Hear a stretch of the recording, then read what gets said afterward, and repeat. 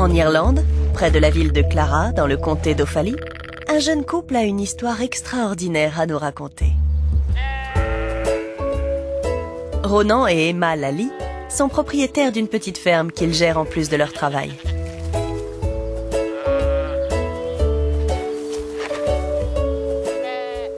Ils ont une belle collection d'animaux, mais ils avaient envie de quelques canards pour compléter le tableau.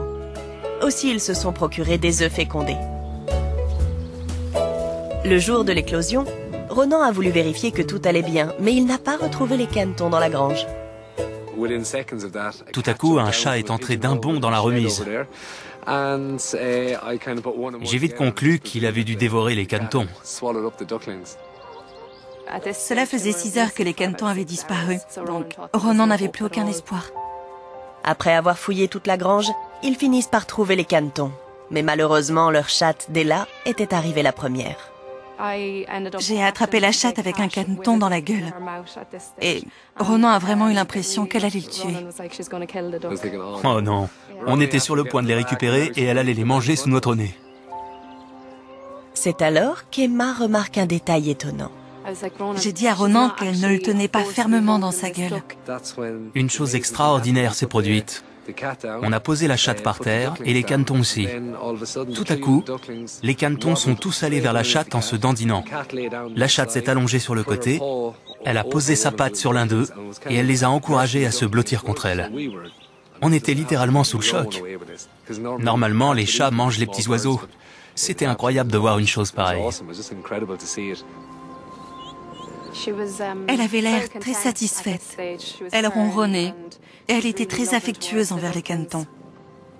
En la caressant, j'ai vu qu'elle-même venait de mettre bas.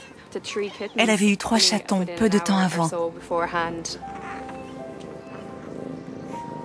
Par une heureuse coïncidence, la chatte a trouvé les canetons juste après avoir mis bas. Pendant les quelques heures qui ont suivi, les hormones qui ont afflué dans son organisme l'ont poussé à aimer et nourrir n'importe quelle petite créature duveteuse qui se trouvait à proximité. Je suis persuadé que 2 heures plus tôt ou 2 heures plus tard, elle les aurait croqués. Elle aurait sorti sa fourchette et son couteau, et elle n'en aurait fait qu'une bouchée, j'en suis sûr. Lorsqu'ils essaient de déplacer cette drôle de famille, ils font une autre découverte de taille. Quand on a soulevé la chatte, on n'en revenait pas. Les canetons étaient suspendus à ses mamelles. Ils étaient agrippés. C'était bizarre. Quand on a vu qu'elle les allaitait, on s'est dit « Oh là là, il se passe un truc très très étrange et très très unique ».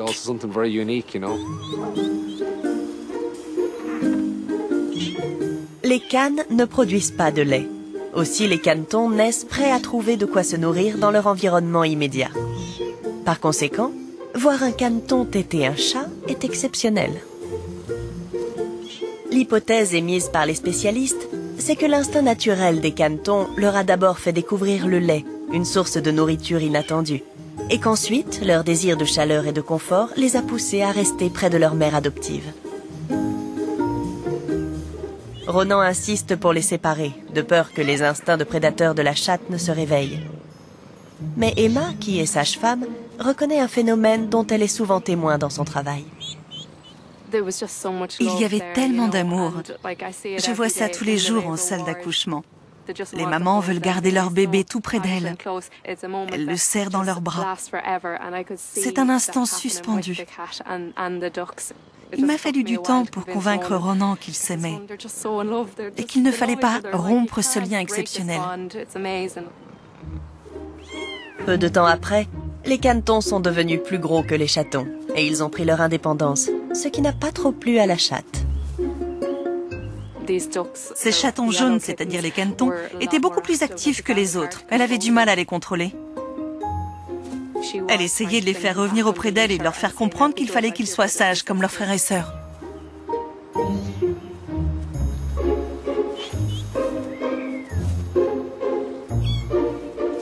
Plusieurs semaines plus tard, les chatons sont encore petits et les canetons, même s'ils sont indépendants, sont toujours attachés à leur mère adoptive.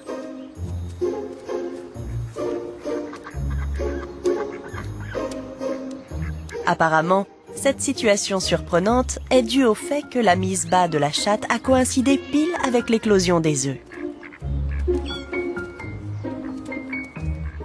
Submergée par son instinct qui lui dictait de materner toute petite créature passant à proximité, la mère a ignoré son envie de dévorer les canetons pour les prendre sous sa protection.